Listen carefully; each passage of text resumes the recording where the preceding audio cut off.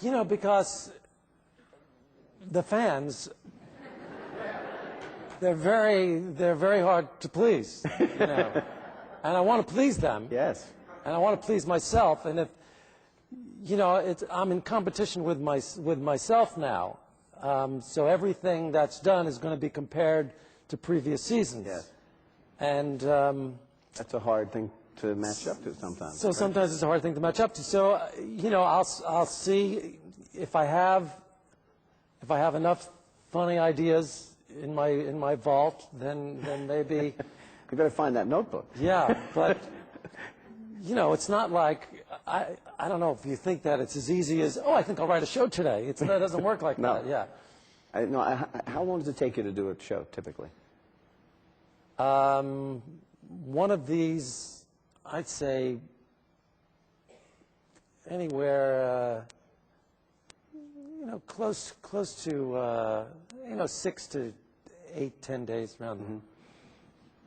So that would have been the same with Seinfeld, I would imagine. I mean, this show is actually harder to write than Seinfeld, and it's because I'm doing 8 more minutes of show. No commercials. No commercials. Right. Seinfeld was 22 minutes because of the commercials, and this thing is 30 minutes. So those 8 minutes, that's almost a third of a show. So I need more story and more things, more scenes is more scenes, you know. Right. Well, shall we ask the audience if they have some questions? Throw it out to the audience. People have to come up. Hold on, you have to come to the microphones. Oh boy. May I say this? You must go to the microphones or we can't have any questions because we got to hear you on the tape. But I want everyone to ask the question and be real short because we want to get as many people as we can in. Okay? Go right to the point. Who's first? Over here. Real short. Hi, nice to meet you. Andrew Cohn. C-O-H-E-N, not K-O-N-E, like your bilateral. It was C-O-N-E. It was C-O-N-E? Yeah, like Sorry. David Cohn, the pitcher on the Mets. Gotcha. Yeah. Anyway, C-O-H-E-N nonetheless. So I was wondering, I'm sorry? So you're telling me you're a Jew? Is that why you spelled it? It's another convention of Jews. You should write that in. Thanks for the tip. You're welcome. I was hoping you could compare your experiences on Curb and Seinfeld, which you enjoyed more, how you enjoyed them differently. Good question. Compare and contrast. A good essay question for college. Yeah. You really need a blue book for that one. Well, it's completely different because of the acting on this one. You know, on Seinfeld was actually more pressure because we were doing it. We only had like 3 or 4 shows written before the season started. And then from that point, we were really flying by the seat of our pants from week to week. Right. So I was writing Seinfeld shows. We'd finish one show on a Tuesday night, on a Tuesday night, and then I've got like Wednesday and Thursday to write a whole new show. Yeah. And get a cast, get the casting director involved, and get sets built. So usually we did 2 shows in a row, and that second show was really tough. So I'd say there was much more pressure to do Seinfeld. For Curb, I write all the shows before we start filming. You're finished before you start. Yeah. Finished before we start, and then I could just do the casting and the acting and all that. Yeah. Thanks a lot. Over here. How you doing, Larry? I was actually wondering, between Seinfeld and Curb Your Enthusiasm, has there been one show that you've produced that you would consider to be a greatest achievement or one you're most proud of when you look back?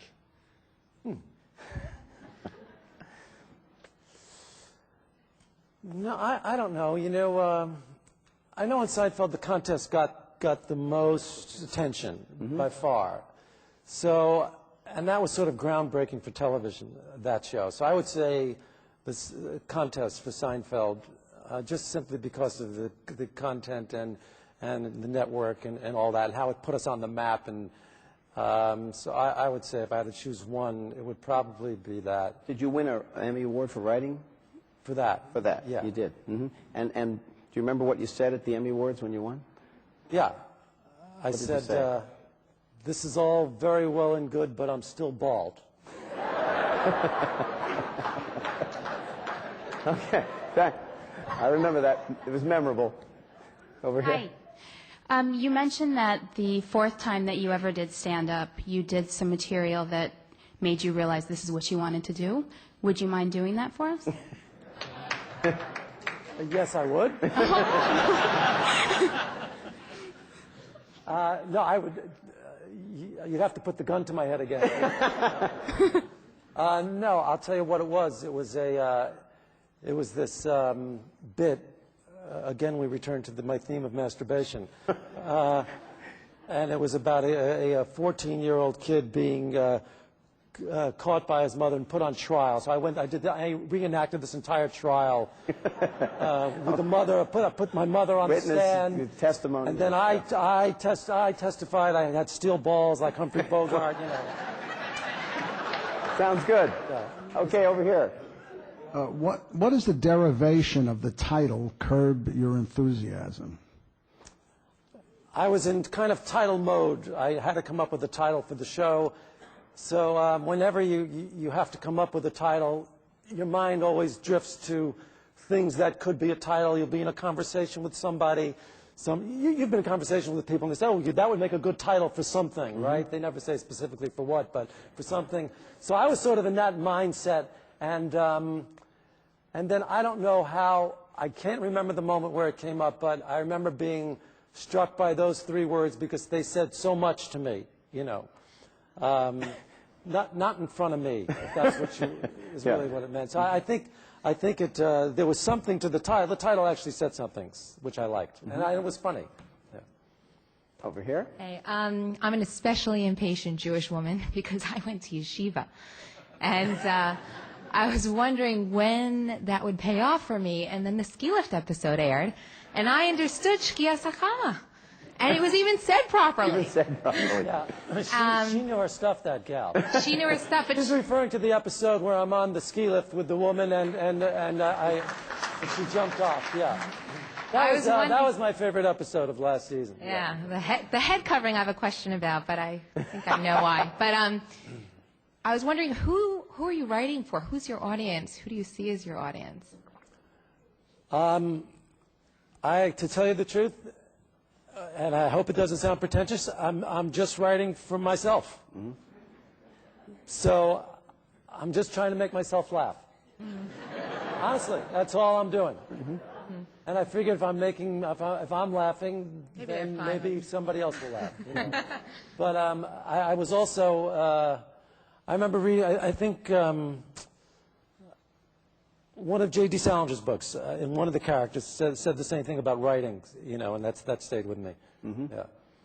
Okay, over here. A lot of writers say that they don't have a lot of control in the writer's room, and I just wanted to hear if you had a lot of control on Seinfeld when you're doing it. And then the other thing is that Susie Essman says that people will come up to her, like in Zay bars, and ask her to tell them to F off. And I was wondering if you had similar type of experiences where they want you to be in character. Or...